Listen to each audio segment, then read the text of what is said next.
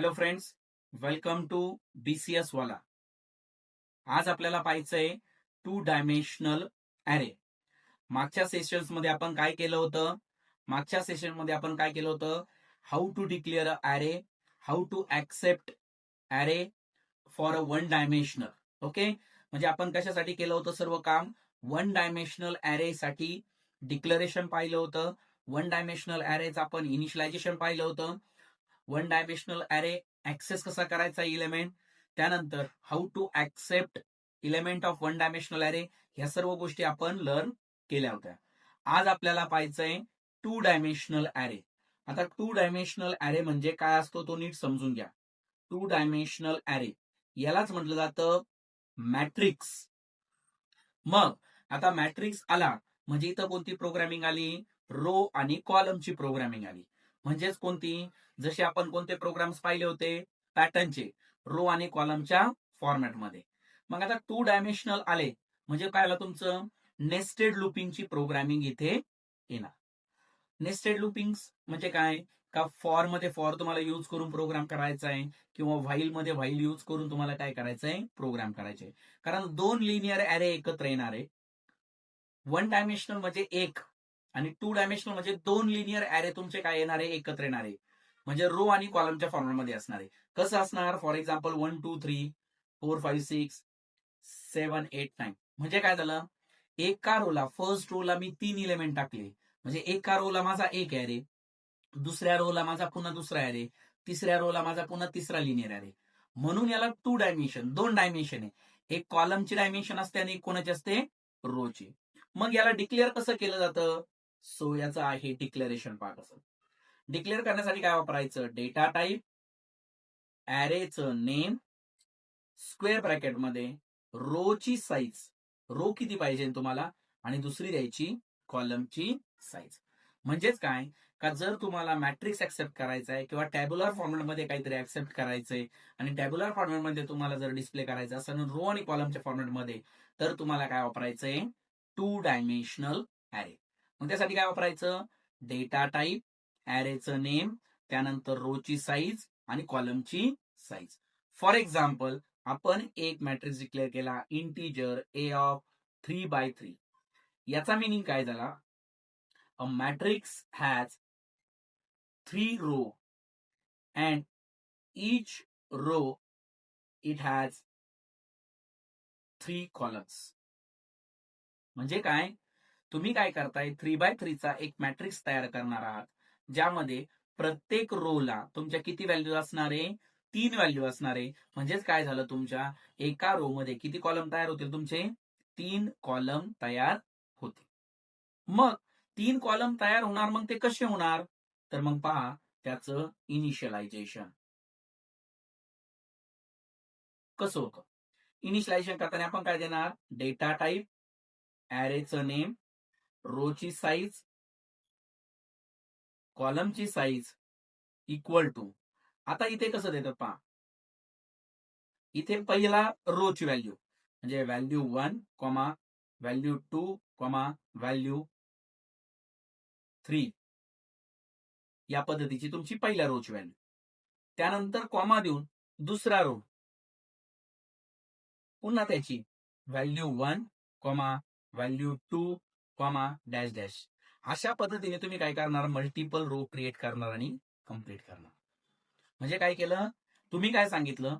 का रो आणि कॉलम मध्ये एक कर्लीमध्ये आपण ज्यावेळेस देतो त्यावेळेस तो वन डायमेन्शनल होतो. म्हणजे वन डायमेन्शनलची पहिली व्हॅल्यू दिली, नंतर पुन्हा दुसऱ्या लिनियर ॲरेची व्हॅल्यू दिली. कसं? फॉर एक्झाम्पल, आपण आता घेतला 3/3 चा, त्याला इनिशियलायझेशन कसं केलं मी?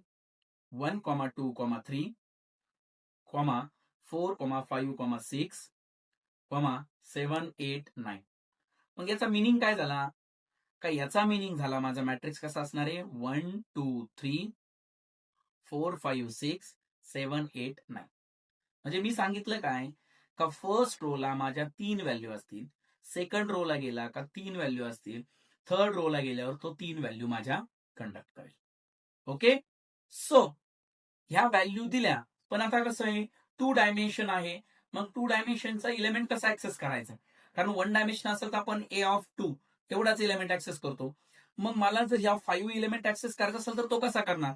कारण 5 हा 2 नंबरचा रो आहे, पुन्हा कॉलम पण आहे, बरोबर? मग पहा, how to access element of 2D array. तर सिम्पली कसं ऍक्सेस करायचं? अॅरेचं नेम स्क्वेअर ब्रॅकेटमध्ये, रोची इंडेक्स आणि कॉलमची इंडेक्स. सिंपल. काय करायचं?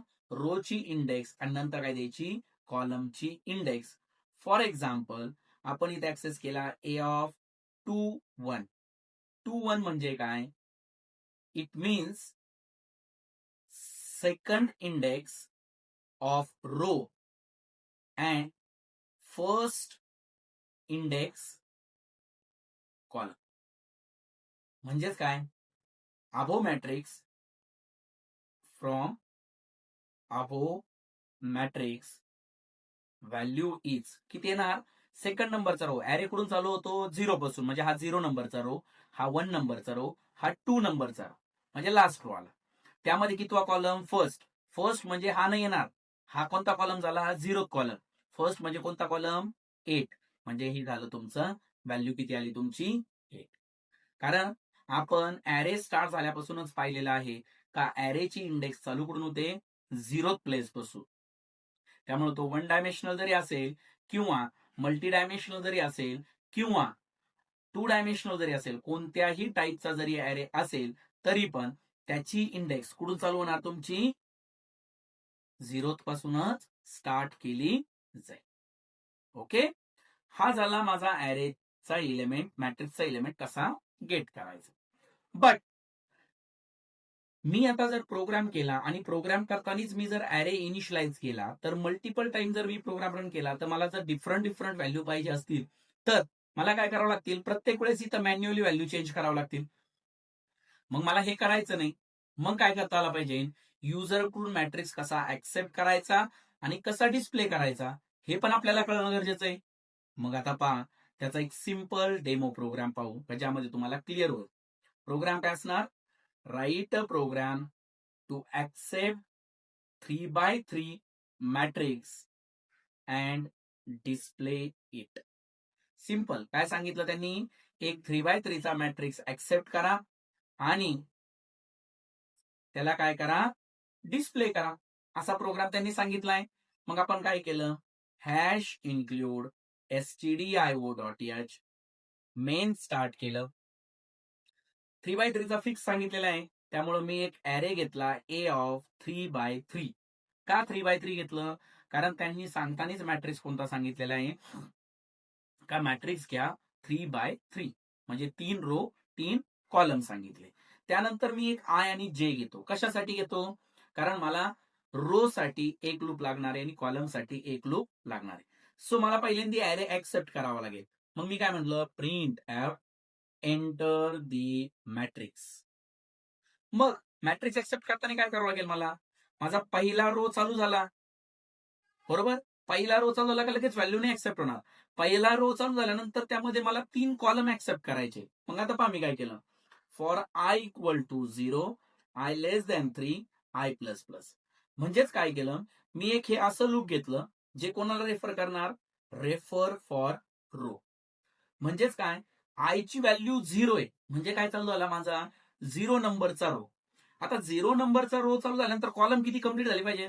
म्हणजे मध्ये मला असं लूप पाहिजे का जे किती वेळेस फिरलं पाहिजे? 3 वेळेस. कारण माझे 3 कॉलम आहे, म्हणून मी मध्ये कोणता घेतला? जे इक्वल टू 0, जे लेस दॅन 3, जे प्लस प्लस. ओके. आणि मध्ये आपण स्कॅनएफ स्टेटमेंट वापरणार, कारण आपल्याला व्हॅल्यू रीड करायची. काय वापरणार? %d, comma. नॉर्मली आपण 1 डायमेन्शनल असतं तर कसा रीड केला असता? एवढाच. पण आपला 2 डायमेन्शनल आहे. रोची आणि प्लस कॉलमची इंडेक्स द्यायची. रो किती नंबर सांगितला आपण? आय, बरोबर आहे. आणि कॉलम साठी आपण कोणतं घेतलंय? जे. आणि याच्या पुढे काय जोडणार? Prefix and %. म्हणजेच काय? जेचं लूप कोणाला रेफर करणार? Refer for column. म्हणजे पहा कसं होईल? होणार कसं? जेव्हा आयची व्हॅल्यू 0 असेल तेव्हा जेचं लूप किती वेळेस फिरेल? हे 3 वेळेस फिरेल. म्हणजे ए ऑफ 0 0, ए ऑफ 0 1 हा कोणत्या व्हॅल्यू रीड करेल? ए ऑफ 0 0 म्हणजे पहिली व्हॅल्यू, ए ऑफ 0 1 म्हणजे पहिल्या रोची दुसरी व्हॅल्यू, नंतर ए ऑफ 0 2 हा झाला पहिला रो कम्प्लीट ऍक्सेस. त्यानंतर तुमचा आय इन्क्रीमेंट होईल आणि एकदा का आय इन्क्रीमेंट झाला मग कोणती व्हॅल्यू ऍक्सेप्ट होईल, ए ऑफ 1 0, नंतर 1 1 1 2, मग पहिला रो कम्प्लीट होईल, मग तिसरा रो तुमचा चालू होईल, 0th रो, फर्स्ट रो आणि सेकंड रो. आता मॅट्रिक्स ऍक्सेप्ट झाल्यानंतर आपल्याला तो डिस्प्ले करायचा, म्हणून मी काय म्हटलं, प्रिंट ऍप मॅट्रिक्स इज. आता जर ऍक्सेप्ट करताना मला 2 लूप लागताय तर डिस्प्ले करताना पण 2 लूप लागतील. आपण 1 डायमेन्शनलला पाहिलंय, 1 डायमेन्शनलचं काम करताना जर मला 1 लूप लागतंय ऍक्सेप्ट करताना, तर कॅल्क्युलेशन करताना, डिस्प्ले करताना, या सगळ्या गोष्टी करताना मला किती लूप लागणार, पुन्हा 1 लूप लागत होतं. तसंच 2 डायमेन्शनलचं काम करताना मला पुन्हा किती लूप लागणार, 2 लूप. मग मी काय केलं, पुन्हा 2 लूप वापरले. कोणते, जे वरती वापरले तेच, कारण त्याच साईजचा ऍरे मला ठेवायचा आहे, जे लेस दॅन 3 जे प्लस प्लस. आणि मध्ये आल्यानंतर मला काय करायचा, मॅट्रिक्स डिस्प्ले करायचा. So print f percentage d, मी थोडीशी स्पेस देण्यासाठी slash t, a of i j. Accept करताना अँड वापरतो, डिस्प्ले करताना अँड यूज करणार नाही. बट आता जर काय होईल, आता जर तुम्ही एलिमेंट डिस्प्ले करायला गेले तर प्रॉब्लेम काय होईल, सर्व एलिमेंट एका लाईन मध्ये डिस्प्ले होतील. आपल्याला काय झालं पाहिजे, पहिला रो संपला का न्यू लाईनला गेला पाहिजे, मग सेकंड रो तयार झाला पाहिजे, बरोबर. म्हणून पहिला रो कोणता चालू आहे, आय ची व्हॅल्यू 0 आहे. त्यानंतर किती कॉलम कंप्लीट झाले, 3 कॉलम. 3 कॉलम कंप्लीट झाल्यानंतर आपल्याला कुठे यायचं, न्यू लाईनला. म्हणून काय करणार, प्रिंट ऍप स्लॅश या. सो सेव्ह करा, रन करून पाहूया रन होतोय का. ठीक आहे.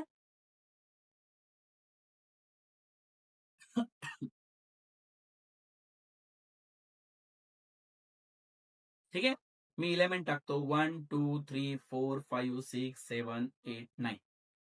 आला मॅट्रिक्स, मॅट्रिक्स फॉर्मॅट मध्ये पण आला, रो आणि कॉलमच्या फॉर्मॅट मध्ये पण आला, ऍज वेल ऍज प्रॉपर सुद्धा आला. Okay, so this is your 2 dimensional array. हा तुमचा 2 डायमेन्शनल ऍरे, ज्याचं डिक्लेरेशन पाहिलं, इनिशियलायझेशन पाहिलं, ऍक्सेस कसा करायचा, तो ऍक्सेप्ट कसा करायचा आणि तो डिस्प्ले कसा करायचा. ओके, सर्वांना क्लिअर. सो नेक्स्ट सेशन मध्ये ह्या मॅट्रिक्सवर आपण प्रोग्राम, ओके, ऍज वेल ऍज युझिंग फंक्शन, ऍरे कसा करायचा, काय, ह्या सगळ्या गोष्टी आपल्याला पुढे चालून पाहायच्या आहे. ओके, व्हिडिओ आवडला असेल तर चॅनलला सबस्क्राईब करा, लाईक करा आणि शेअर बटनवर क्लिक करा, कमेंट करा, नोटिफिकेशन करा. ठीक आहे, नोटिफिकेशन अलाउ करा, जेणेकरून तुम्हाला काय येतील, day to day updated videos तुमच्यापर्यंत पोहोचतील. Okay, thank you so much.